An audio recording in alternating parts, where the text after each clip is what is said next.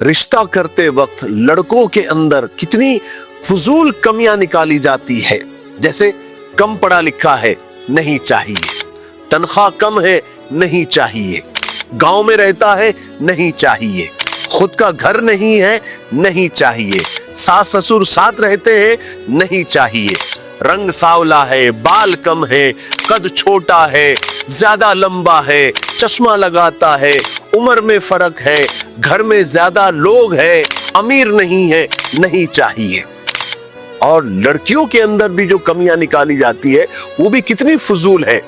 रंग सावला है, कद ज्यादा है, कम है, दुबली है, बहुत मोटी है, बाल घने नहीं है, नाक आंख चेहरा परफेक्ट नहीं है, ज्यादा बोलती है, कहीं पर कम बोलती है, खाना नहीं पकाती है, ज्यादा पढ़ी लिखी है, कम पढ़ी लिखी है, नहीं चाहिए, नौकरी करती है, नहीं चाहिए, और कहीं पर नौकरी नहीं करती है, नहीं चाहिए, बहन भाई ज्यादा है, फैशन करती है, बहुत मजहबी है, उम्र थोड़ी बढ़ गई है, पहले रिश्ता टूट चुका है, नहीं चाहिए।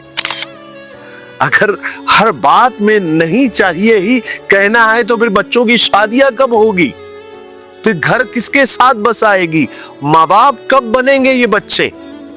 इतनी इतनी बातों पर माँ बाप रिश्तों को ठुकरा देते हैं और फिर बच्चों की उम्र यूं ही गुजरती जा रही है। क्या शादी से पहले ही बच्चों के पास सब कुछ होना जरूरी है? हमको उनकी मेहनत और काबिलियत पर भरोसा नहीं है। अरे बच्चों को भी जिंदगी में आगे बढ़ने के लिए हौसलों की जरूरत होती है, वो साथ कौन देगा? आज के दौर में शादी लड़के और लड़कियों के लिए नहीं बल्कि माँ बाप, रिश्तेदारों और खानदान के लिए एक स्टेटस सिंबल बन गए हैं। मेरी बहू, मेरा दामाद डॉक्टर है, इंजीनियर है, लाखों कमाते हैं, यही फख्र दिखाने की दौड़ लगी हुई है। लेकिन अगर सब यही अगर सोचते रहे तो फिर नेक और शरीफ बच्चे और बच्चियों का क्या होगा? उनकी शादियां कैसी होगी? जिस दिन से शादी में इंसान से ज्यादा डिग्री, दौलत और जायदाद को अहमियत दी गई है, उसी दिन से रिश्तों में नाइत्तेफाकी, तलाक और बेसुकूनियां बढ़ने लगी है। याद रखो, शादी दौलत से नहीं, दिल की नरमी, समझदारी और एक दूसरे को कबूल करने से कामयाब होती है।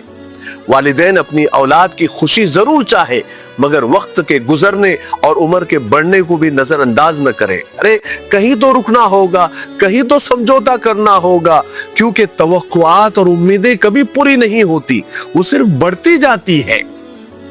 बात समझ में आई?